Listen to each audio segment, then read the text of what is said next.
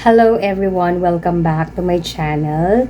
And today I'm gonna provide update regarding my new treatment na ginawa yesterday and what are the possible side effects according to the nurses na nakausap ko and according to my research. So, kinonfirm ko sa kanila muna yon. If you're new to my channel, hello. My name is Pia Besmonte and I'm currently a stage 4 breast cancer warrior with metastasis to my lungs, liver, bones, and lymph nodes. Before we start, dun po sa mga hindi nakapanood ng last video ko, I announced that my treatment, my protocol has changed dahil po sa recent PET scan na ginawa, nakita doon na lumaki talaga yung bukol sa aking lungs. So, it means the protocol needs to be changed and the chemo drugs needs to be changed.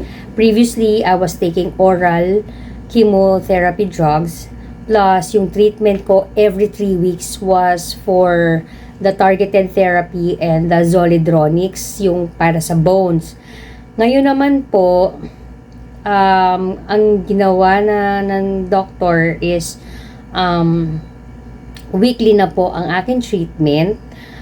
It's gonna be the same, trastuzumab for targeted therapy, Zolidronix for the bone therapy, and yung aking chemo drug na Palsitaxel. Yon. Yesterday, binigay na sa akin yung paunang treatment. Is just that the Zolidronic drugs was not available in the pharmacy doon sa Amang Rodriguez. So, I tried to look for near drugstore kung saan available. Unfortunately, hindi siya available around Marikina, Quezon City, San Mateo, and the nearest pa na nakahanap kami ay sa Antipolo Cathedral, Mercury. Is just that hindi muna namin siya pinurchase because of the high cost. Biglaan naman po kasi, kaya sabi ko wag muna. Fortunately, nung sinabi naman yun sa doctor ko na walang available na drug, chemo drug, the Zolidronic, pumayag naman siya. So, by next week, if hindi pa rin available, maybe it's gonna be time for us to look for other hospitals na available kung saan pwede ma-purchase ng mas mura. Now, let's talk about the possible side effects of the new chemo drug. According to my oncologist, the major side effect daw talaga nito ay pagka-damage ng nerve endings. That's the reason na possible na makaramdam ako ng matinding pagmamanhid sa kamay at sa paa or tusok, yung parang tinutusok siya. So far, hindi ko pa naman nararamdaman yon. And sana wag.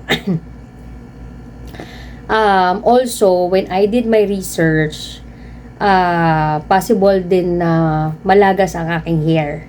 And right now, when I took a bath earlier, medyo nakita ko nga na nadagdagan na yung lagas.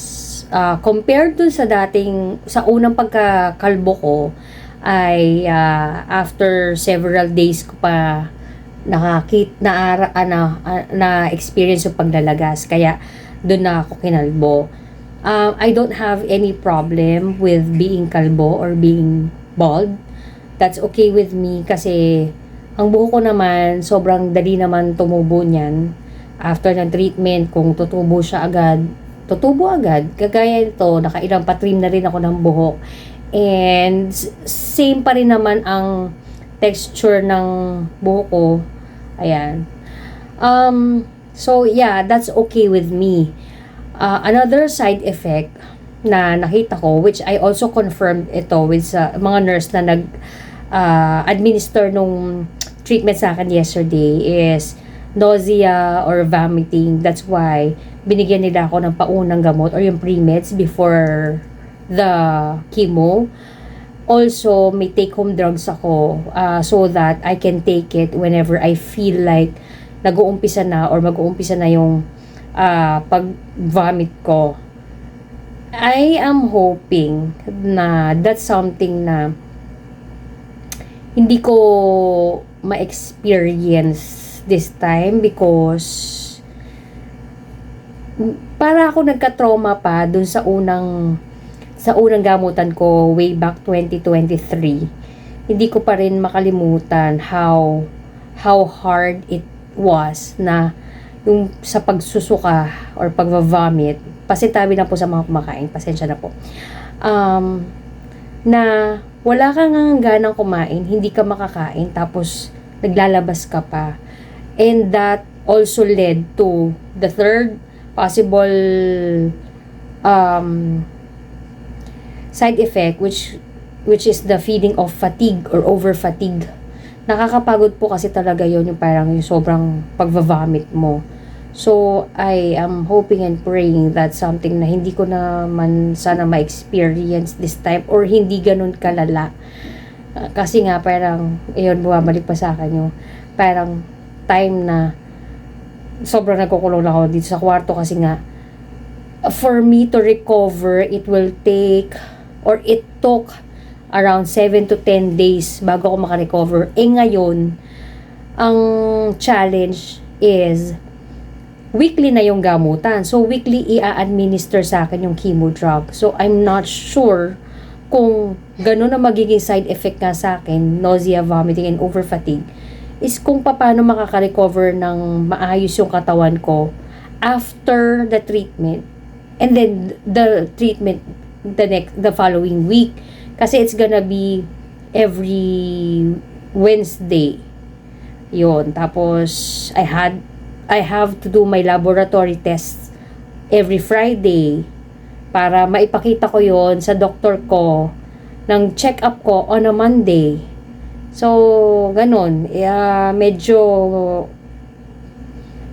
pag inisip ko, it's gonna be a big challenge. Kaya I'm really hoping na sana hindi ganon. That's why I'm taking my time to rest, plus hydrate ako ng hydrate. I'm drinking a lot of water. I'm also drinking yung buko juice para mawala yung toxin sa katawan ko, so that I don't have to experience naman yung ganun. Hanggat kaya kong mag-hydrate, mag-hydrate ako. If you feel that someone needs this video, you may kindly share it. If you like this content, please give this a thumbs up. It will really help the channel to grow. And kung hindi ka pa subscriber ng channel to, please click the subscribe button and click that notification bell, so that ma-update ka whenever I upload new ones. And until my next video, bye!